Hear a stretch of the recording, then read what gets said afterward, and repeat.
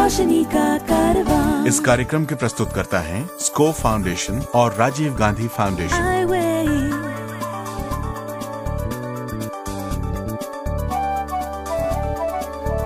ये है रोशनी, रोशनी, रोशनी का कारवां। रोशनी जो करती है अंधेरे को दूर, रोशनी जो लाती है दिल में नूर, रोशनी जो दिखाती है रास्ता। हाईवे, ये है रोशनी का कारवां। हाय, इंटरव्यू के लिए तैयार? चिल मैन, हो जाऊंगा एक झटके में पार। देखा है मैंने टीवी पर एक बिस्किट का ad, eat one in your दिमाग works like mad. CAT MAT या सेट, मेरे आंसर्स कर देंगे सबको flat. Please go in. Inverse pyramid के बारे में अपना व्यू बताओ। पहले मैं एक बिस्कुट खाऊं? क्या है हमारी ग्रोइंग इकोनॉमी का राज? एक और बिस्कुट खाऊं तो आएगा याद। नेक्स्ट। क्यों, बिस्किट हो गया फेल? नेवर माइंड, ले ड्रिंक स्प्राइट। क्या इससे बन जाएगी बात? बड़ी बड़ी प्रोमिसेस हैं बेकार। स्प्राइट करे नो चमत्कार, बस प्यास बुझाए यार। Sprite is the registered trademark of the Coca-Cola Company. Contains added flavor, contains no fruit. दोस्तों से दोस्तों के मिलने का वक्त आया, कुछ सलाह और मशवरे करने का वक्त आया। साथियों, सलीमा रजा का सलाम कबूल कीजिए। और अरशद इकबाल का भी। उम्मीद, उमंग और तरंग का दामन थामे हम एक बार फिर इस रोशनी के कारवां में आपके साथ हैं। सलीमा जी, आपकी इजाजत हो तो बात करना शुरू करें? अरे जरूर जरूर। अजीब बात हुई आज। क्या हुआ? सुबह सवेरे मैंने अपने दरवाजे पर किसी का खटखटाना सुना। अच्छा। और फिर फौरन बाद ही फिर से खटखटाना सुना। अच्छा, तो जानती हैं कौन हो सकता है? भाई जो भी हो, ये जरूर जानती हूँ कि it wasn't opportunity, because opportunity never knocks twice. जी, बजा फरमाया आपने। अवसर कभी दो बार दस्तक नहीं देता। बिल्कुल सही। इसीलिए इस प्रोग्राम में भी हमारा मानना है कि जो कुछ ज्ञान, विज्ञान और समाधान से जुड़ी जानकारी हम आप तक पहुंचाते हैं, उसे बिना झिझक, बिना रोक टोक अपनी जिंदगी में अपनाएं। अपनी जिंदगी को बेहतर बनाने के लिए इसका इस्तेमाल करें। बिल्कुल। अब जूडो को ही ले लीजिए। आम धारणा है कि जूडो उन लोगों के ही लिए है जिन्हें नजर का वरदान मिला है, लेकिन ऐसा हरगिज नहीं है। Happy home and school for the blind of Mumbai ने हाल ही में ये साबित भी कर दिया है अरशद। 9 साल और उससे ज्यादा उम्र के लगभग 80 बच्चे बड़े जोर शोर से जूडो सीख रहे हैं वहाँ। जानते हैं इसके फायदे? जाहिर सी बात है कि उनकी सेल्फ कॉन्फिडेंस स्किल जो है वो बढ़ जाती होगी। जी हाँ, और सेल्फ डिफेंस की स्किल भी बढ़ जाती है। बिल्कुल, ये तो किसी के लिए भी बेहद कारआमद और जरूरी है भाई। बिल्कुल, और साथ ही साथ उनकी बढ़ती है फिजिकल फिटनेस और सेल्फ कॉन्फिडेंस, जैसा कि तुमने कहा। हाँ, एक और बात कि इस खेल को सीखने से वो और ज्यादा चौकन्ने और होशियार हो गए हैं, जिससे वो आवाज को या साउंड को फॉलो कर सकें। इससे रोजमर्रा के मसले जैसे कि मुंबई लोकल ट्रेन में चलना, सफर करना, इस किस्म की चीजें हैं जो ये बहुत आसान हो जाती हैं। भाई सलीमा, आप गजब गजब की खबरें सुनाती हैं। दोस्तों, आपको याद होगा कि डॉक्टर एस तारसेम की बड़ी मार्मिक गजल हमने आपको कुछ दिनों पहले अपने प्रोग्राम में सुनवाई थी। आज उनसे मुलाकात की जाए तो कैसा रहे? हैं? अच्छा, तो हमारे जॉर्ज इब्राहिम साहब पहुंच ही गए हैं अब की बार डॉक्टर तारसेम के पास। बिल्कुल भाई, डॉक्टर तारसेम एक बहुत ही अकम्पलिश्ड राइटर हैं। बहुत सारे अवार्ड्स जीते हैं इन्होंने। पंजाब से इनका ताल्लुक है। बाकी की बातें आप इनसे बातचीत सुनने के बाद जान ही जाएंगे। तो हम आपके बीच में बहुत देर तक नहीं रहते। आप, जॉर्ज इब्राहिम और डॉक्टर तारसेम।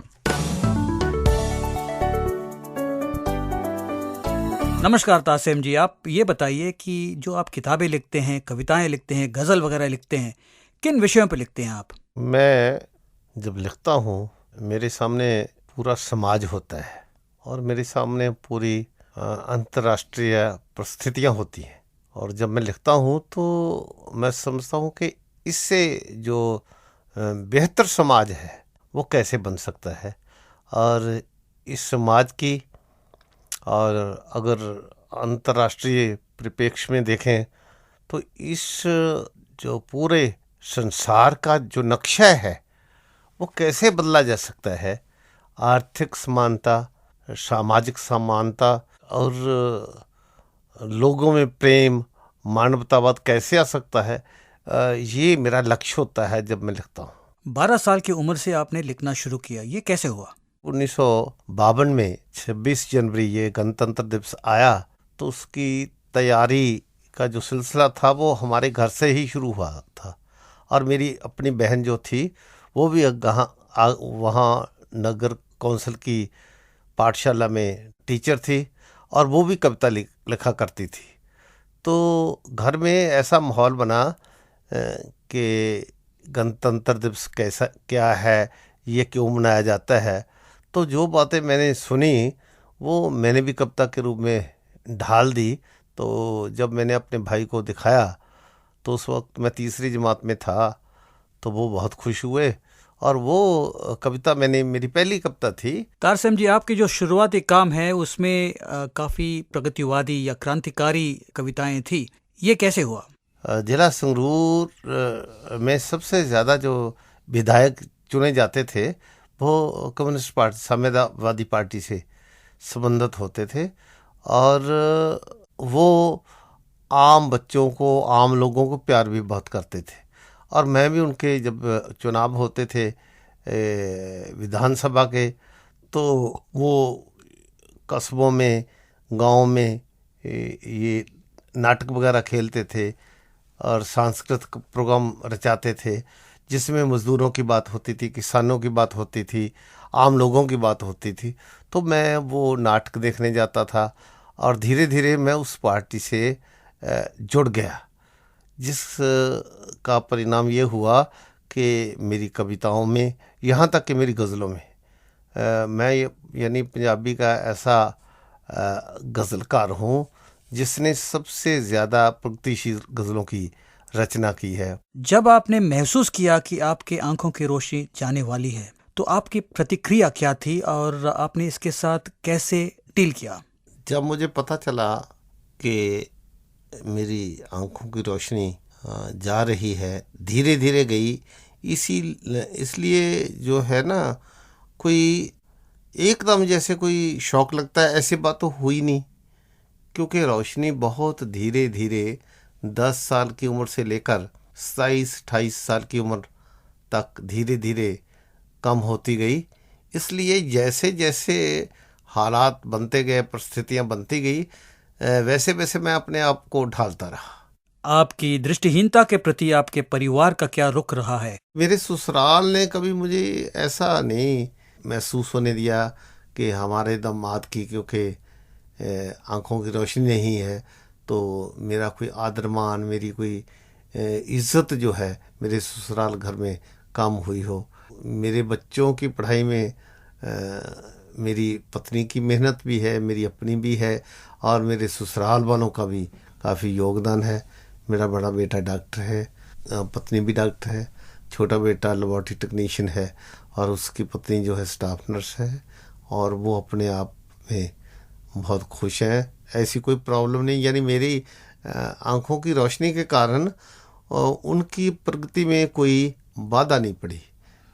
मैं तो ऐसा महसूस करता हूँ कि मेरे बच्चों में ये आत्मविश्वास आया कि जब हमारे पापा नेत्रहीन होने के बाद भी हिंदी और उर्दू और पंजाबी 3 भाषाओं की जो एमए कर सकते हैं और यूनिवर्सिटी में या पहला या दूसरा स्थान प्राप्त कर सकते हैं, पीएचडी कर सकते हैं और इतनी किताबें लिख सकते हैं, तो हम अगर पीछे रह गए तो लोग क्या कहेंगे। 2002 में रिटायरमेंट के बाद आपके एक्टिविटीज़ क्या रहे हैं?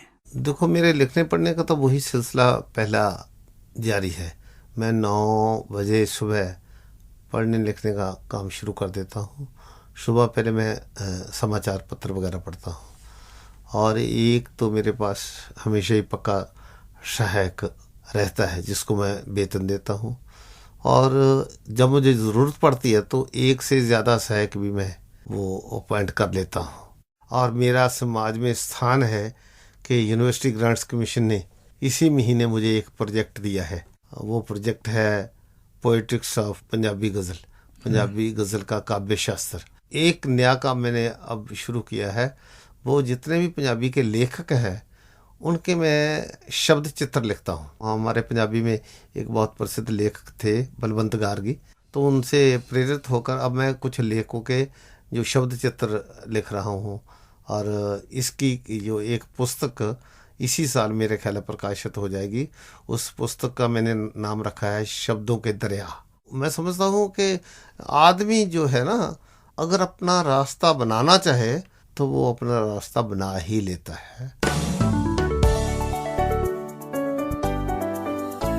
अरशद, एरिस्टोटल ने कहा था कि वी लर्न बाय डूइंग, और कुछ ऐसी ही सीख मिली है हमें डॉक्टर एस तारसेम जैसे इंसान की जिंदगी से। सलीमा, सही फरमाया आपने। मैं ये सोचता हूँ कि सफर जितना ही लंबा हो, कितना ही कठिन क्यों ना हो, शुरुआत तो उस एक कदम से ही करनी पड़ती है। बिल्कुल ठीक कह रहे हो। हर्षा भोगले, क्रिकेट के जाने माने कमेंटेटर, साथ हैं हमारे, जो बताएंगे ज्योतिन्द्र वी मेहता के बारे में, जो पुणे में एक मल्टीनेशनल कंपनी में एडवाइजर सॉफ्टवेयर इंजीनियर हैं। उनकी जुर्रत, उनकी मेहनत और उनकी अंदरूनी ताकत एक मिसाल बन गई है अपने आप में।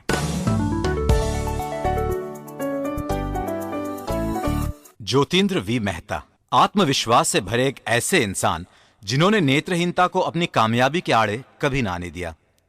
6 दिसंबर 1948 को भावनगर, गुजरात के एक मध्यम वर्गीय परिवार में जन्मे ज्योतिन्द्र जन्म से ही नेत्रहीन हैं। इस दुख से उभरने में उन्हें और उनके परिवार को थोड़ा समय लगा। हिम्मत न हारते हुए ज्योतिन्द्र ने अपने परिवार के सहयोग से स्कूल और कॉलेज की अपनी पढ़ाई पूरी की और नौकरी की तलाश में जुट गए। पर नेत्रहीन होने के कारण उन्हें हर जगह नकार दिया गया। इसके बावजूद उन्होंने अपना धैर्य नहीं खोया। 1978 में वे अपने परिवार के साथ अमेरिका चले गए और वहां उन्होंने कंप्यूटर प्रोग्रामिंग में डिप्लोमा किया। जल्द ही उनकी नौकरी लग गई और उन्होंने 12 साल काम किया, पर भेदभाव के चलते उन्हें कोई प्रमोशन नहीं मिला। अपनी काबिलियत पर पूरा भरोसा रखते हुए ज्योतिन्द्र ने अपनी आईटी की पढ़ाई जारी रखी और एमएस डिप्लोमा हासिल किया, जिसके बाद वो भारत वापस आए और आईबीएम इंडिया के साथ काम करने लगे। उन्होंने नेत्रहीनों के लिए कंप्यूटर ट्रेनिंग प्रोग्राम की भी शुरुआत की। उनकी इन उपलब्धियों के लिए उन्हें प्रतिष्ठित पुरस्कार से सम्मानित भी किया गया। आज ज्योतिन्द्र आईबीएम के पुणे ऑफिस में एडवाइजरी सॉफ्टवेयर इंजीनियर के तौर पर अपनी ड्यूटी बखूबी निभा रहे हैं।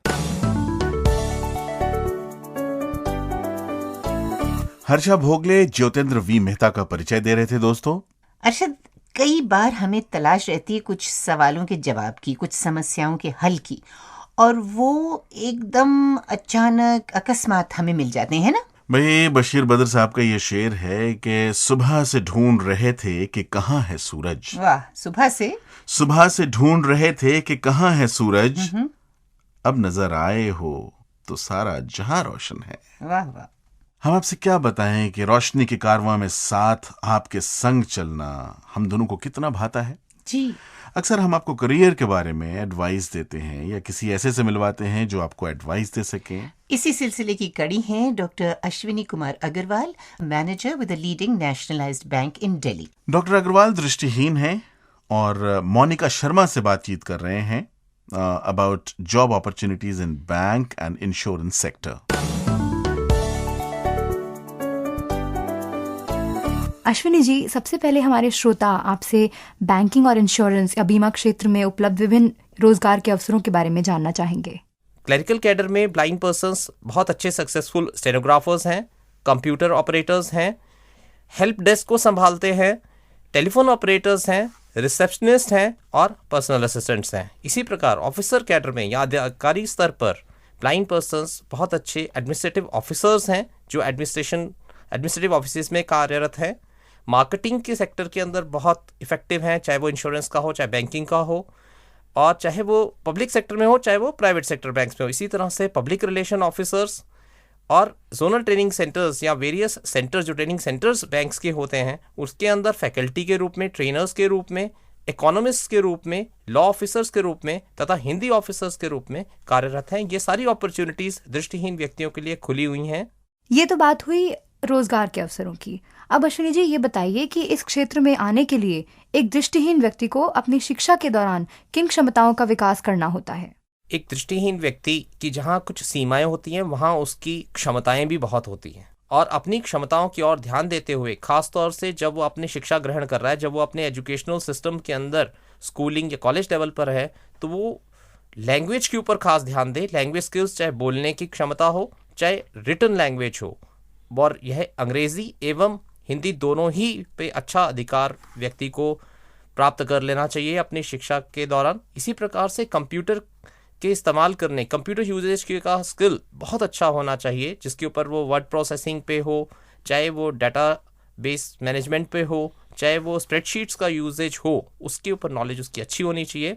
इसी तरह से उसका एक रुझान इकोनॉमिक्स की तरफ तथा जो day to day business activities चल रही हैं उसकी जानकारी प्राप्त करने के लिए वह रेडियो, टीवी इसका इस्तेमाल भरपूर करे, तथा गणित की क्षमता अपनी बढ़ाते रहना चाहिए।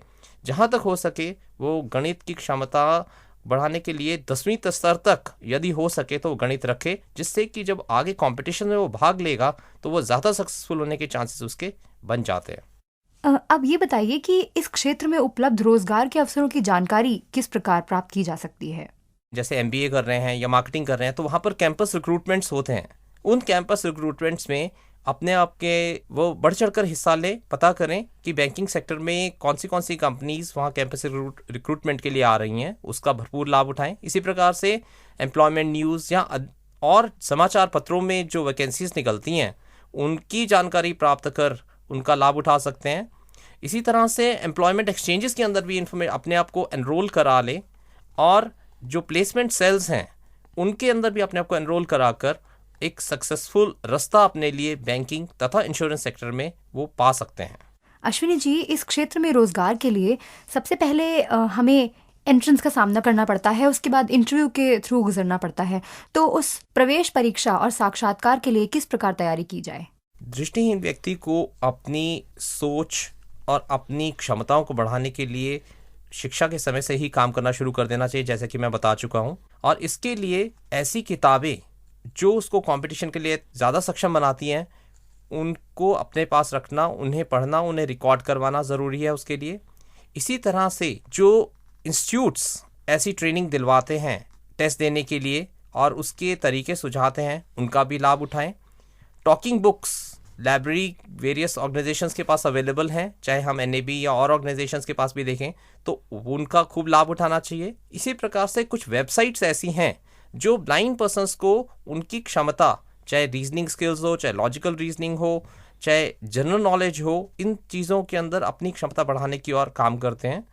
हमें यदि हम चाहते हैं कि रिटर्न में हम ज़्यादा सक्सेसफुल हो सके, इसके लिए आवश्यक होगा कि हम अपनी लॉजिकल थिंकिंग बढ़ाएं, अपनी लैंग्वेज का स्किल, खासतौर से अंग्रेज़ी का स्किल इम्प्रूव करें, और हम इंटरव्यू के लिए तैयारी में हमें खास तौर से ये देखना होगा कि हमारी क्या स्ट्रेंथ्स हैं।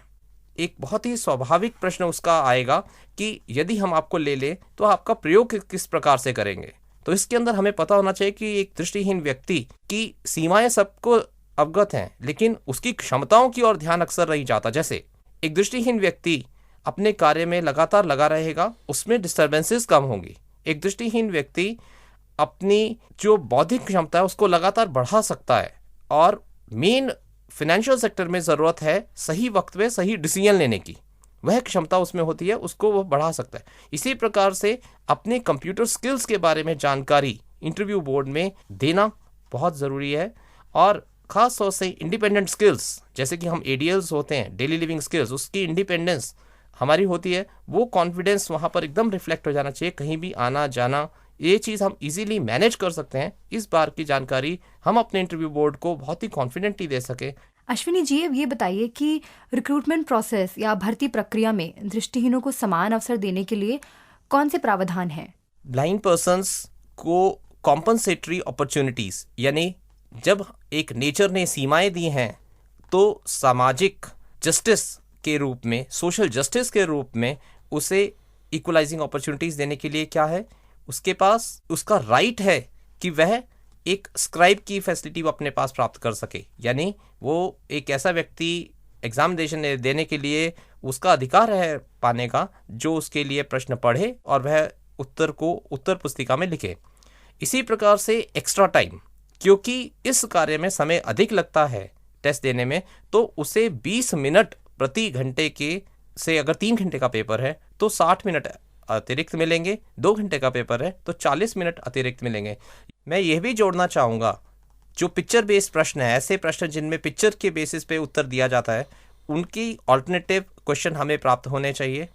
इसी तरह से टोटल रिक्रूटमेंट का 1% दृष्टिहीन व्यक्तियों के लिए आरक्षित है एज पर PWD एक्ट, तथा जो ऑफिस का एनवायरनमेंट है वो हमारे लिए फ्रेंडली बनाना भी एक हमारे एम्प्लॉयर का उत्तरदायित्व है। बहुत महत्वपूर्ण जानकारियां दी आपने हमें अश्विनी जी। चलते चलते आप ये बताइए कि बैंकिंग और इंश्योरेंस क्षेत्र में उन्नति के क्या अवसर हैं? आज की बैंकिंग इंडस्ट्री और इंश्योरेंस सेक्टर में यदि हम देखें तो हमारे पास कई सक्सेस स्टोरीज हैं। जैसे मिस्टर रामकृष्णन, वो जनरल मैनेजर की पद तक पहुंचे हैं।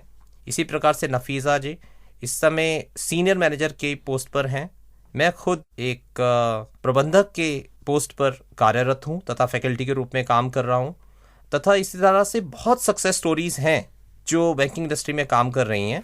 और जैसे जैसे समय बीत रहा है, हमारी ग्रोथ में जहाँ तक मैं समझता हूँ कोई भी सीमा नहीं है, और ग्रोथ आगे जैसे जैसे समय बीतेगा बहुत अच्छे स्तर तक ब्लाइंड पर्सन्स प्राप्त कर सकेंगे। इसमें मुझे कोई भी दो राय नहीं है। अगर आप दृष्टिहीनता के बारे में हमसे कुछ पूछना चाहते हैं या कोई खास जानकारी हमें देना चाहते हैं तो 09896000555 और हरियाणा से 9896000555 पर कॉल करें।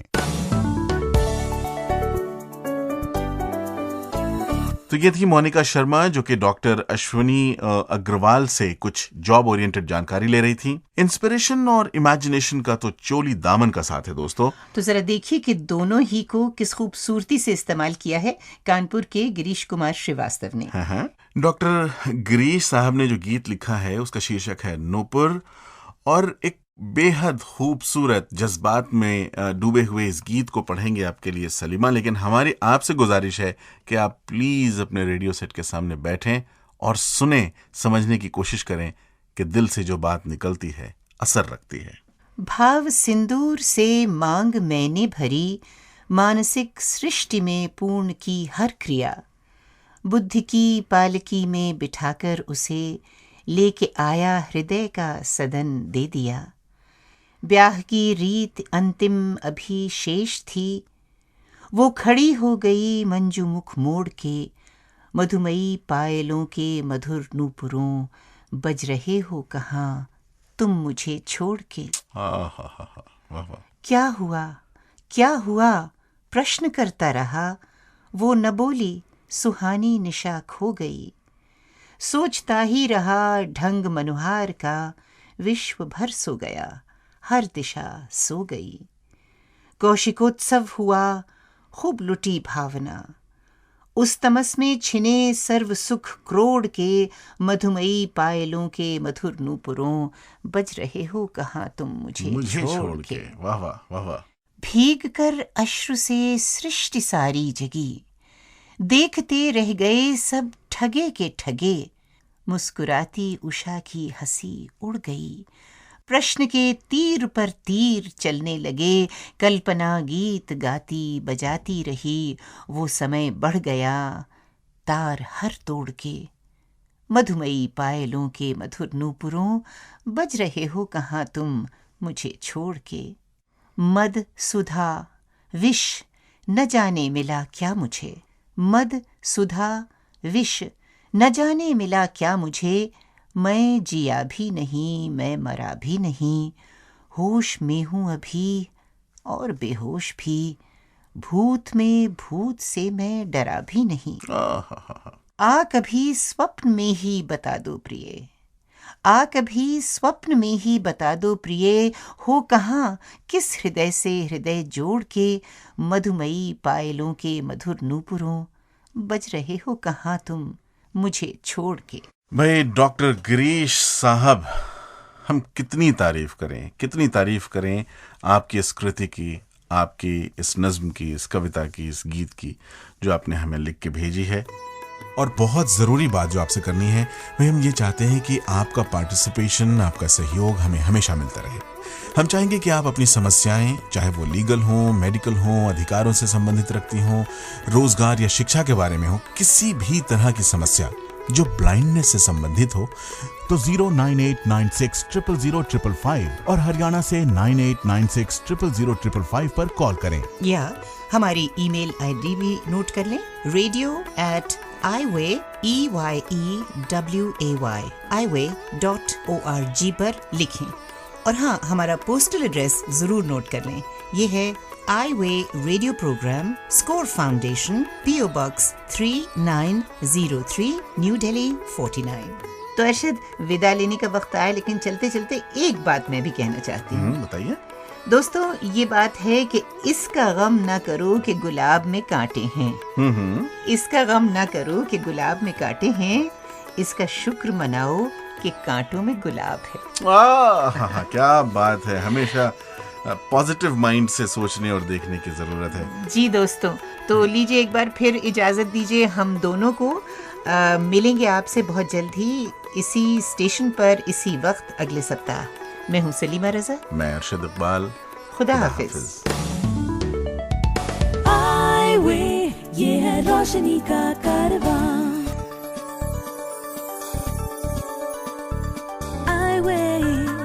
इस कार्यक्रम के प्रस्तुतकर्ता थे स्कोर फाउंडेशन और राजीव गांधी फाउंडेशन।